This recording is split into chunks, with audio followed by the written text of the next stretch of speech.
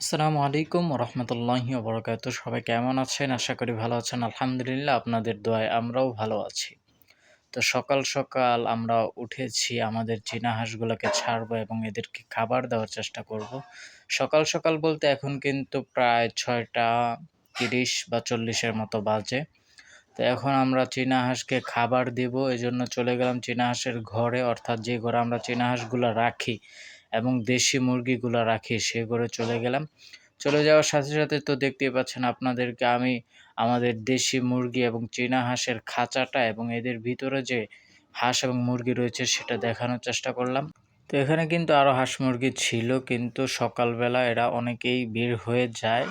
তারপরে কিছুগুলা বন্দি থাকে, তো ওইগুলো আমাদের আবার হাঁস মুরগি যখন ছাড়া হয় তখন কিন্তু এদের সাথে এই মুরগিগুলোকেও ছাড়া হয়। কিন্তু অনেক মুরগি আমাদের সকালবেলায় বের হয়ে গিয়েছে। তো এখন হাঁস ছাড়বো, এই যে দেখতে পাচ্ছেন আমাদের চীনা হাঁসগুলা কিন্তু এদের খাঁচা থেকে বের হয়ে আসছে। তার সাথে কিন্তু আমাদের দেশি হাঁসগুলা রয়েছে, অর্থাৎ পাতি হাঁসগুলা খাঁচার ভিতরেই রয়েছে। তো এরা কিন্তু খুবই ভয় পায়, ভীতু খুবই, এজন্য এরা বের হচ্ছে না। আমি যখন এখান থেকে চলে যাব তখন কিন্তু এরা ঠিক বের হয়ে যাবে। তো আপনাদেরকে দেখায়, আমি যখন একটু সামনে চলে আসলাম তখন কিন্তু এই যে এই পাতি হাঁসগুলো বের হয়ে গেছে। এখন কিন্তু এরা ঘর থেকে বের হয়ে যাবে। তো বের হয়ে যাবে, এখন এরা খাবারের জন্য কিন্তু অস্থির, যেহেতু সকালবেলা।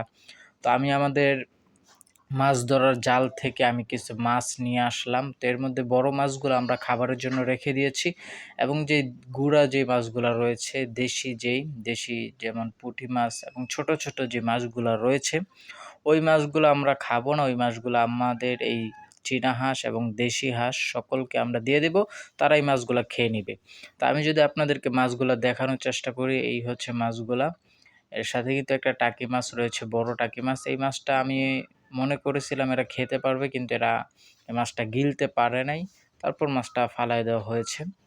তো আপনাদেরকে দেখায় নিচ্ছি সকালবেলা যখন এদেরকে ছাড়লাম, এই যে আপনারা দেখতে পাচ্ছেন এরা কিন্তু বাড়ির উঠানের মধ্যে ঘোরাঘোরা করতেছে। এদেরকে যখন খাবার দেওয়া হবে তখন খাবার খেয়ে কিন্তু এরা অন্যান্য জায়গায় চলে যাবে। এই যে দেখতে পাচ্ছেন আমি কিন্তু খাবারটা নিয়ে যাচ্ছি এদের সামনে, এই যে। তারপর খাবারটা এদের সামনে পরিবেশন করবো ইনশাল্লাহ। তো এর আগে আমাদের সকল হাঁসগুলাকে ডেকে নিচ্ছি, কিছু কিছু হাঁস বাড়ির নিচে চলে গিয়েছে, এজন্য এদেরকে ডেকে নিচ্ছি যেন সকল হাঁস একত্রিত হয়ে এই খাবারটা খেয়ে নিতে পারে।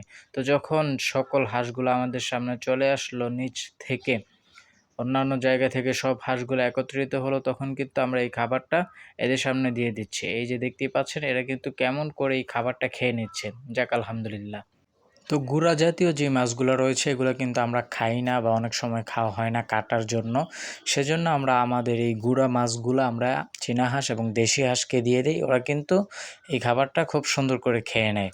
ওরা যে মাছ এত পরিমাণ খাবার খায় তা ভিডিওর মধ্যে আপনারা না দেখলে বুঝতে পারবেন না।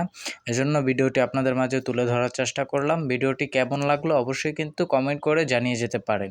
আর কে কোথা থেকে আমাদের এই ভিডিওগুলো দেখতেছেন অবশ্যই কমেন্ট করে জানিয়ে যেতে পারেন। আর নেক্সট টাইম ভিডিও পাওয়ার জন্য অবশ্যই চ্যানেলটিকে সাবস্ক্রাইব করে রাখতে পারেন। দেখতেই পাচ্ছেন এরা কিন্তু মাছগুলো সব খেয়ে নিয়েছে।